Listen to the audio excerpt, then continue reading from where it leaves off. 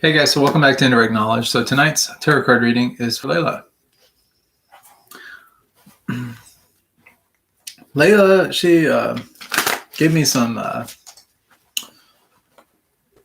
she's had a tarot card reading before, and she said she wants to know, like, kind of this idea of success, like when, really what's going to make her successful. And she said, like I was mentioning, she had got a reading before that said maybe in about 2.5 years she would find success and that kind of thing. She also has got an app that picks up on a ghost, connecting her with like spirit guides, ancestors, and that kind of thing. And these spirit guides, they tell her that singing and rapping was part of it. And so she was just wanting to get some perspective on that, wondering, if indeed it was or not. So that's kind of where we are with sort of the question here, and the let's do a tarot card reading.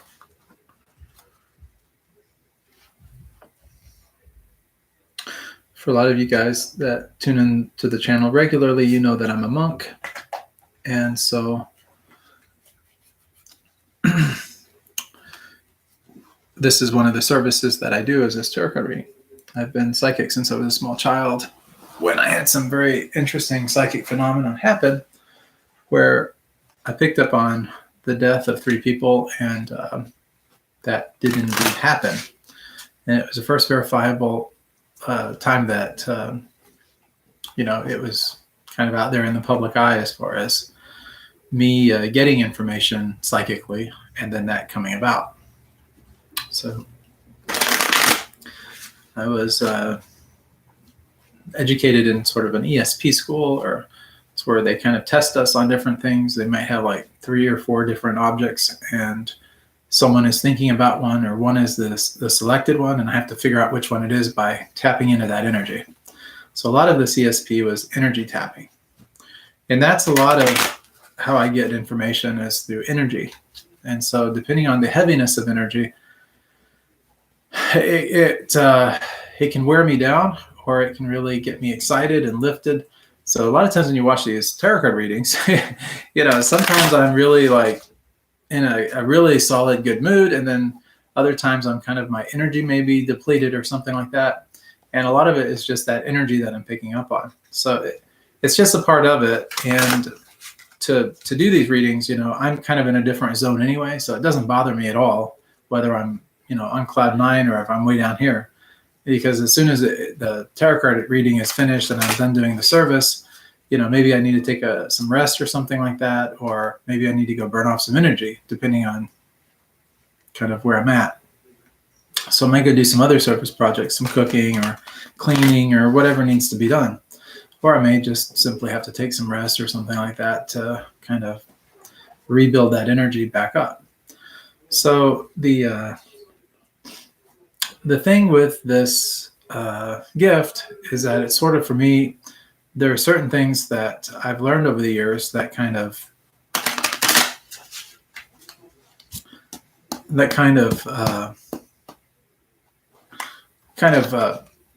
put me in I would say probably like a more psychic state than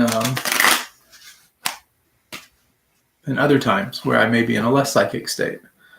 And that's why when I do these readings, oftentimes, I've done some heavy meditation, some readings, some different things where I've kind of been able to narrowly focus my attention in a certain direction and then let go of any kind of inhibition or ideas or thoughts or anything like that in my mind, kind of a deep meditation.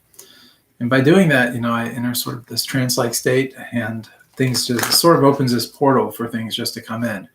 And then things just start to come in, and I get this information, and then whatever happens, whatever comes. And so that's sort of the process, But let's do this tarot card reading and see what we got.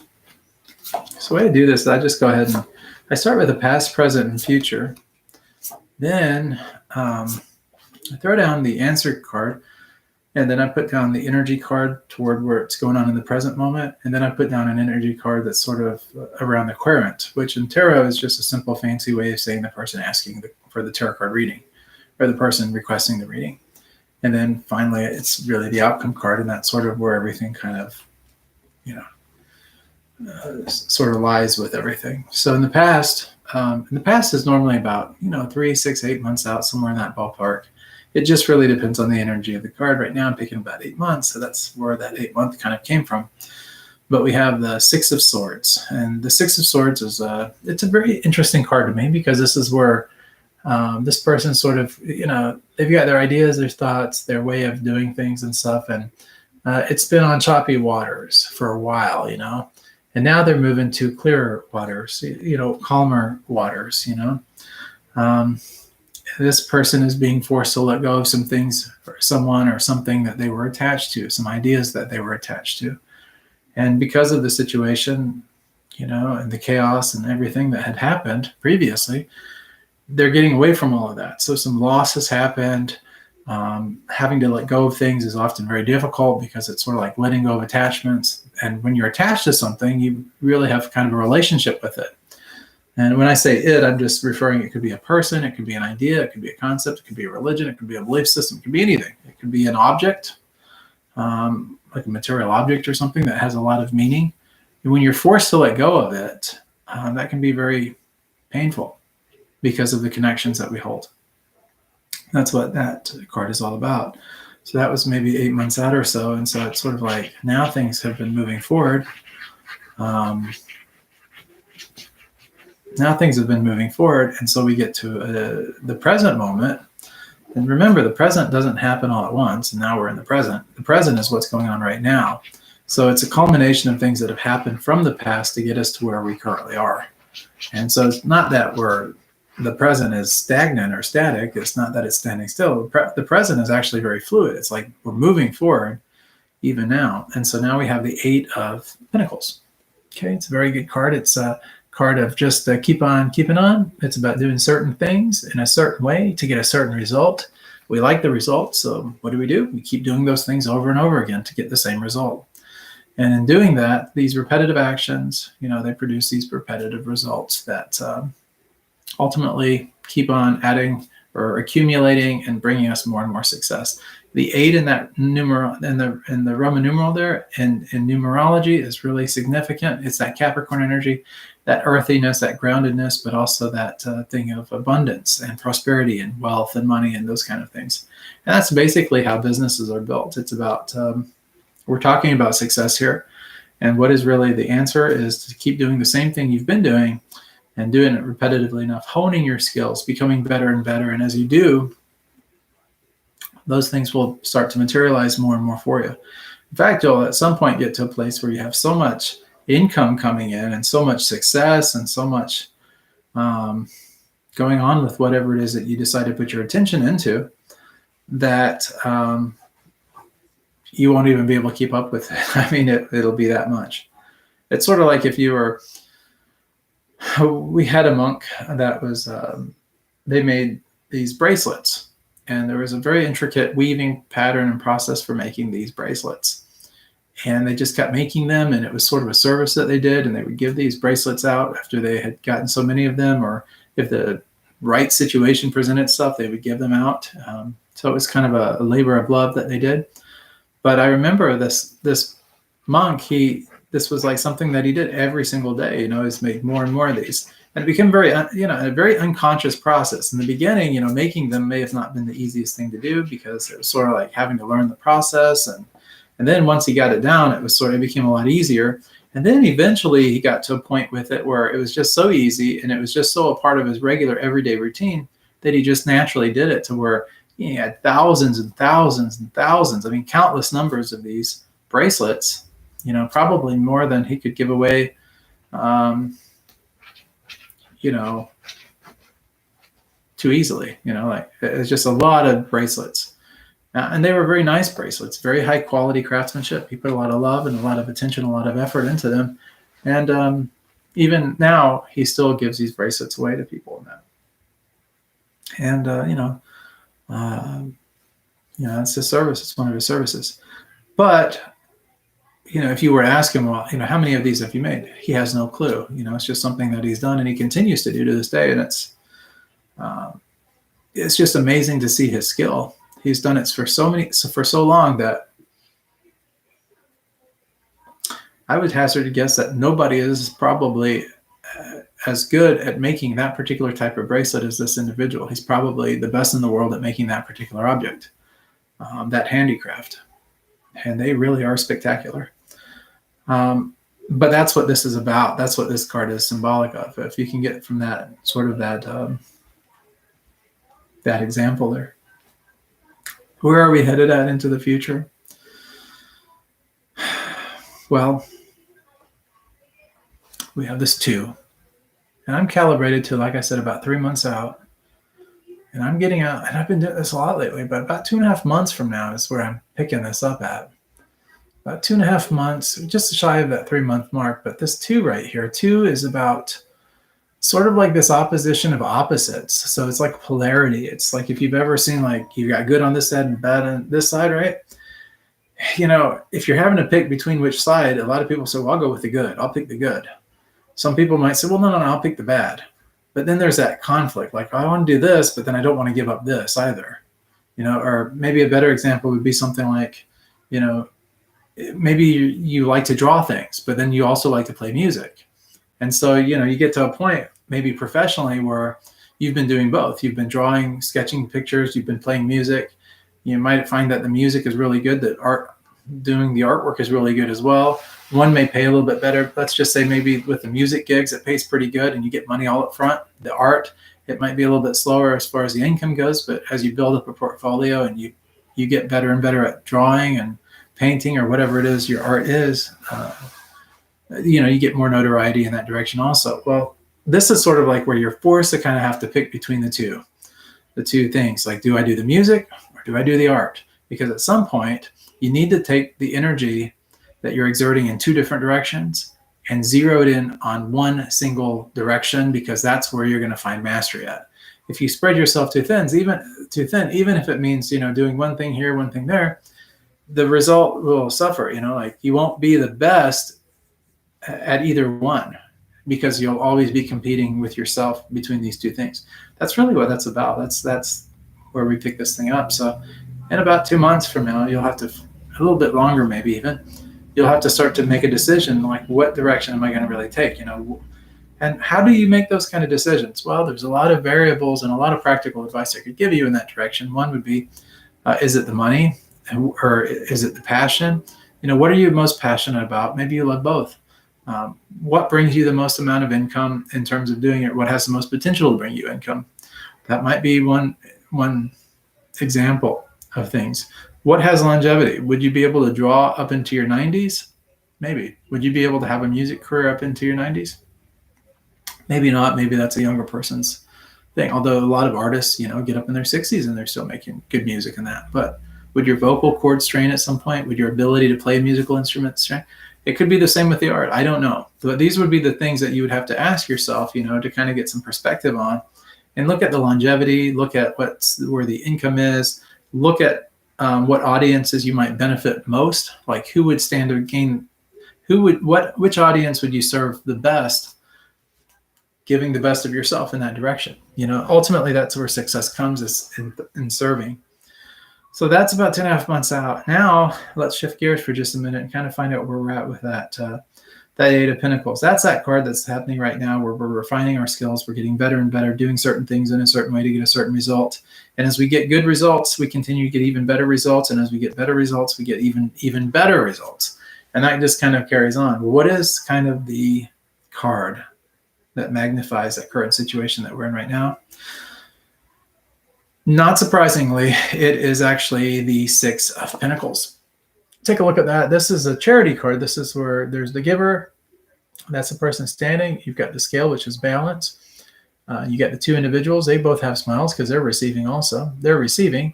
So you have the person giving that's smiling and happy to be able to give. And then we have the serving, in other words. And we have the 2 people that are the recipients of that charity, that giving. And these 2 people are very happy also, because they're happy that there's someone that is there to help them out in their time of need. And the balance scale there reminds us that, sometimes we're on top, sometimes we're on bottom, but it also reminds us that, even when we're giving and stuff like that, we still have to be mindful of how much we give. We don't want to overgive, but we don't want to undergive either. We want to give in the best way possible. So making the best choices with how we exert our energy. If you give too much and all, you may cut yourself short, and then you may suffer as a result, and then be able to help people even less in the future. That's not going to help anybody. If you give what you can now, and then, continue serving in that direction and stuff, but in a measure that you're comfortable with and in a measure that works, you'll continue to become more and more successful. And the more success that you achieve, the more you're able to help others out and to give in that way. So it's kind of that thing. And if you're on the receiving end, if maybe some people are helping you out and stuff like that, be grateful for what they give you, and realize that what they're giving you and stuff like that is the fruit of their own labor and the fruit of their own efforts, and that, learn from them. This person could be a mentor to you or something like that, or they could impart some wise advice to you to maybe help you. Instead of just giving to you, they're also teaching you to fish. And if you teach someone to fish, you feed them for a lifetime. Whereas if you just give them a fish, you might feed them for the moment. And that's probably not the best. I guess that's probably not the best analogy for me. As monks who are vegetarians, so we don't do any fish at all. But anyways, the inherent message is the same. I guess you guys get that. So anyway, as far as a querent goes, this is a person asking this question. Here's where we're at with this. It's the Knight of Swords. The Knight of Swords is all about mental action, mental movement, moving our mind forward, not dwelling too much on the past, but basically going after a goal, without really thinking too much about it, without thinking about anybody else and what they have to say about it, but just kind of, getting yourself set in your ways, what's best, and then just act without thinking. If you act without thinking, it's good advice for you in this particular case. It's not always good advice, but in this particular case, it's good advice, because if you listen to the naysayers, if you listen to people that may be holding you back, or the non-believers or the unbelievers or that kind of thing, how is that going to benefit you? It's not going to benefit you at all. I mean, it's the people that take action and ultimately move ideas forward and get out there and start taking action. Those are the people that really are the ones that at the end of the day or week or month or year, lifetime, whatever you want to call it, those are the ones that have really achieved their life's purpose, what they were put here for. So that's something to keep in mind. So that's kind of a message. That's where you're at with it. You want to get things moving, and that's a good thing. And you don't have to worry about what other people think or anything like that. Let's look at really the outcome here. So we've gained a lot of information here so far.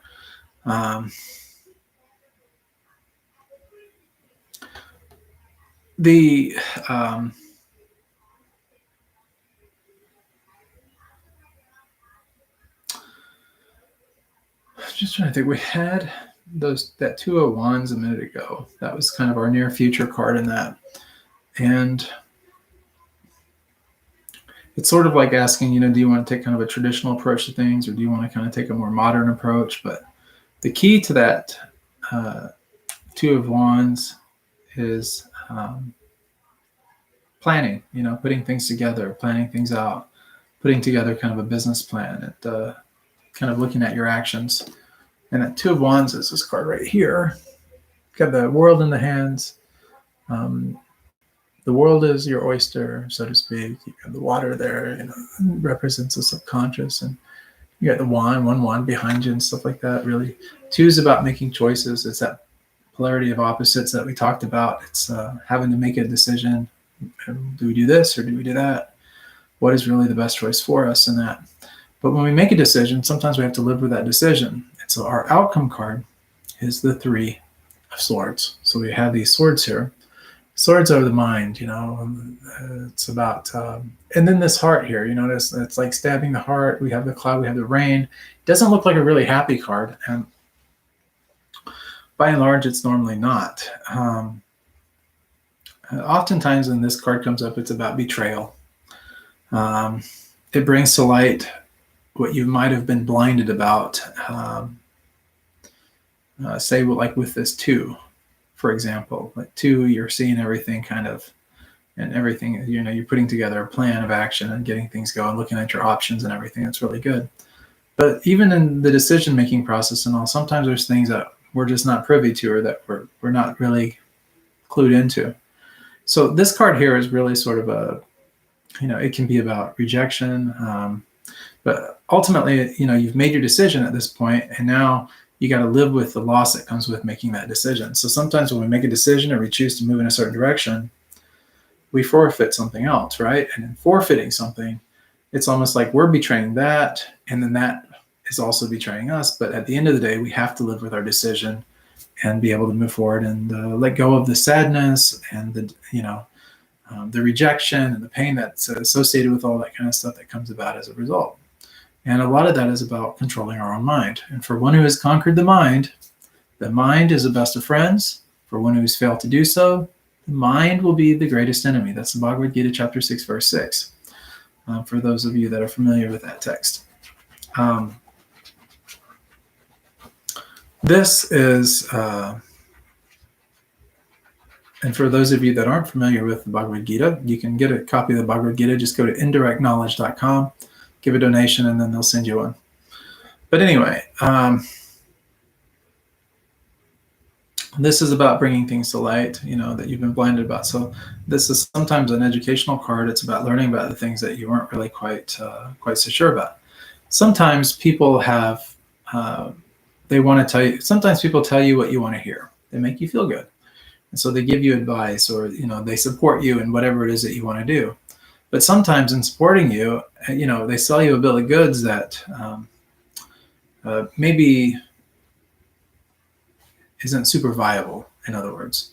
So sometimes when that happens, we have to really stop and wonder, like, okay, wait a minute. I thought that this was going to be really good for me. I thought this was the best direction to go into, and everyone was telling me that I'd be so good and this, and this. Now I'm finding out that the reality is that no, I've kind of bitten off more than I can chew. This isn't really the best course for me and all. Why did I make this mistake? Why did I choose this decision? And it's a lot of it maybe because we listened to other people and what they had to say, and we kind of did what they expected from us, or we bought into the idea that they would be helping us in some capacity. And now all of this betrayal is happening, like a sort of the realization is coming out. And now it's very disappointing. It's very hard. And it's like, depressing almost. But how do we avoid this from happening? Well, good question. We have the answer right here. It's the 4 of Cups. Okay, so we have the proverbial hand holding the cup. Cups for relationships, emotions, the unconscious, represents water. And so zodiac signs could be like Aquarius, for example. Is that really? But here's the thing. It's about uncertainty, decision time, turning inward in order to find the truth. You might be bored. You might be unsure. You might even be disappointed in a person or a situation or some kind of end result. But this is basically signaling a pause. So what is the key to avoiding a heartache or a disruption or, a hindrance in the path that you're traveling? What is really the key? The key is to pause. And that's what this 4 of Cups is really all about. It's kind of taking a little bit of time out so that we can figure this thing out, and really do a little introspection and find the truth. And in finding the truth, we can move forward. And that's really what it's about. So now, as far as the music and the rap and everything goes, probably not the worst thing, but what I would recommend doing, at least what I'm picking up kind of intuitively, is right now it's time to take a little bit of a pause. What people say can sometimes very much interest us and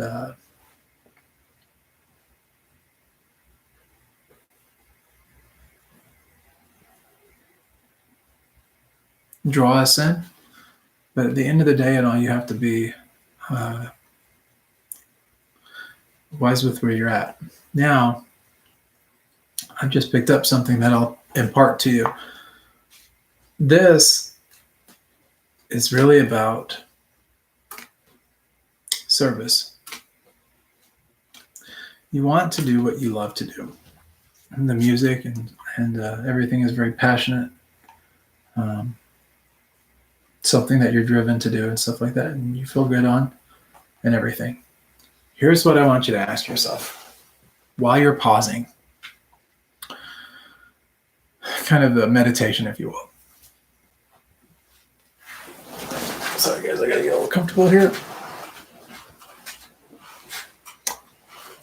So here's what I would, just go to this here. Here's what I would recommend.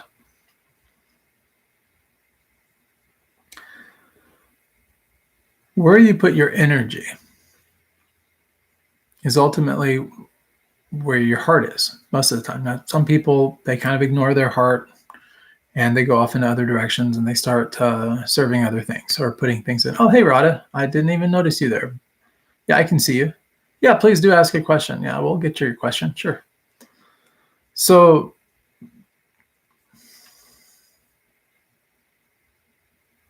here's that.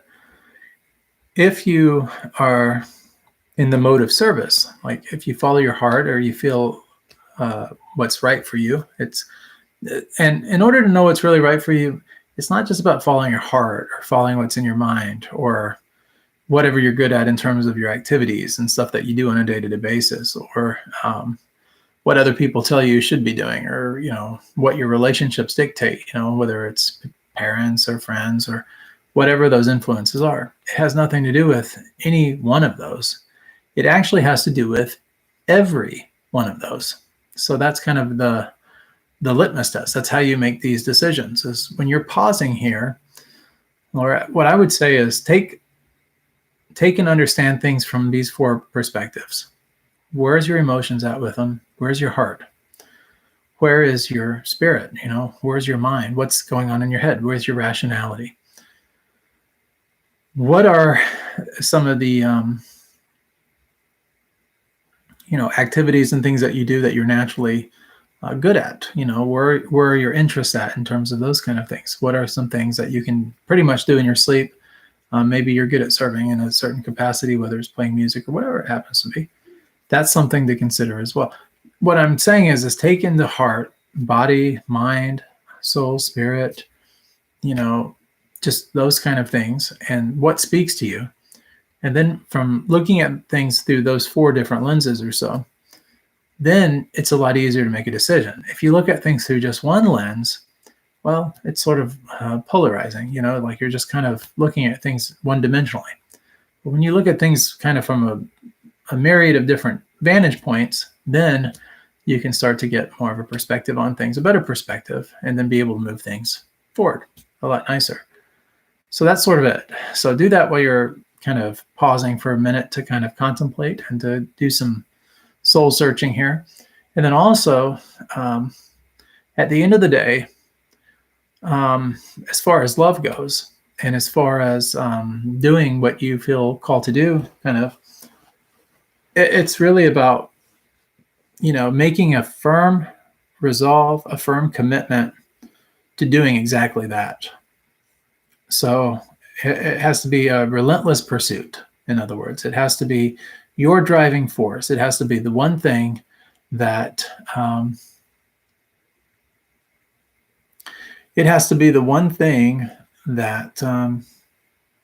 you focus on day and night. It has to be like where you're singularly focused at. And when you narrowly focus your attention, on that, it creates sort of a tunnel vision where you don't have to look outside of that for anything else. Everything, your day-to-day activities, all your decision making and everything is based solely on serving that agenda, that purpose, that goal, that person, that object of your affection, whatever it happens to be, whatever that cause is. That is your ultimate place where you'll find love, you'll find happiness, you'll find money, you'll find your spirit will be illuminated, and good things will happen in your life. Positive things will come about. And that's really your dharma. That's your life purpose. That's kind of how you find it. but it's all about where you serve. And when you do serve, you do it in a very devotional way, in a way that is sort of like I said, that relentless pursuit of doing this in order to achieve some outcome or some desired result or for some purpose. And when you do that, then the effect of that, what comes about as a result of that, is it's just unalloyed love, unalloyed happiness, a total perfection of a pursuit of happiness. And so many positive things come about as a result of it. And that makes you very, very attractive. And that makes you very, very powerful. And then people are going to see you for that, and that will be sort of what defines you in a sense. When people think of you, they will associate you with that. And that's really it. To give you an example about it, and I know this kind of goes outside, this kind of is even more zeroed in on a particular thing versus the music and everything that you're talking about here. But if you put your attention and focus, like say in a particular relationship, maybe you love someone, maybe it's a significant other or something like that, somebody, boyfriend or whatever, and you really care about that person a great deal. If you serve that person, you wake up in the morning, you say, okay, what am I going to do for this person today? How am I going to help and how am I going to serve? And in what capacity can I make their and enrich their life and make it better and this, that, and the other? And how can I be a force for good in this person's life? And you do that religiously day in and day out, and you make that your single focus on, it makes you very attractive to this person, right? This person realizes in a short period of time that no one is going to love them the way that you love them. No one is going to serve them the way that you serve them. And they're going to become more and more attracted to you day after day after day. And it's just going to be a great thing for both of you. And who really has the power in that kind of circumstance? Well, it's obviously you.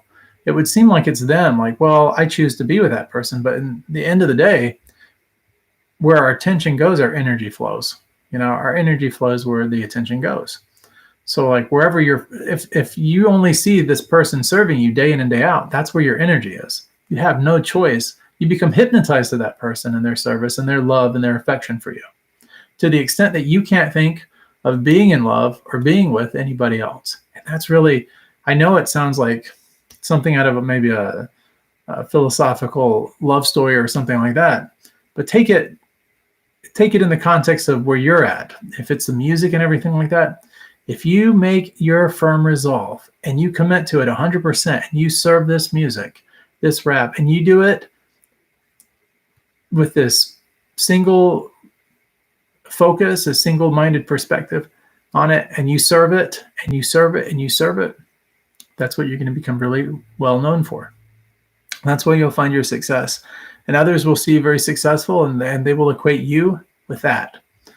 But take the time right now to pause, because it's a very important life decision for you. It's something that's not to be taken too lightly. And then once you can get that firmly resolved in your mind and you firmly committed yourself to it, and it resonates with you, mind, body, soul, spirit, then and only then move forward with it. And then give it 100%, 110%, 1,000%, whatever you need to do. Every day when you wake up, you say, what am I going to do to move this forward? What am I going to do to serve this? And if you do that, that's where you put your energy. That's where you'll see your results. That's where you'll see your success. And so I wish you the very best with that. Thank you guys so much for tuning in on this particular reading. And I really hope that, Laura, you get a lot out of it. And if you need anything, of course, as your tarot coach, I'm always here for you. So please don't hesitate. Reach out to me. If you need anything at all, I'm always here for you. And guys, as a monk, most of you guys that watch this channel know that I'm a monk. If you want to help our mission of spreading love for God to others, teaching this message of service and everything that we teach through the service activities and the things that we do, there's a lot of need out there that we could really use a hand with. And if you want to help, if it's in your heart to help, you can donate. You just go to helpbydonating.com. And I'll have that in the description below this video, that website address, but it's just helpbydonating.com. Give a donation, whatever's in your heart, and that will go a long ways in helping our mission and helping us to help other people and to serving, the best that we can. Also, if you haven't already done so, like the video, subscribe to the channel, and hit the bell notification so that you get notifications every time we come back online. And then if you have a question or something, like Rada was, I don't see her on right now, but she was going to inquire about asking a question earlier, and then it looks like she's had to leave us through the course of this live stream. But guys, if you guys want to ask questions while we do these live streams, get on the chat, ask your questions. I'll be happy to help you out with that. And if you just want to get some perspective or questions, or we would do spiritual advice and counseling and stuff like that as monks. So if you guys just want to reach out in that direction, you're more than welcome to. I'll have my email in the description below this video as well. Much love, many blessings, and I will see you guys on the next episode of Indirect Knowledge.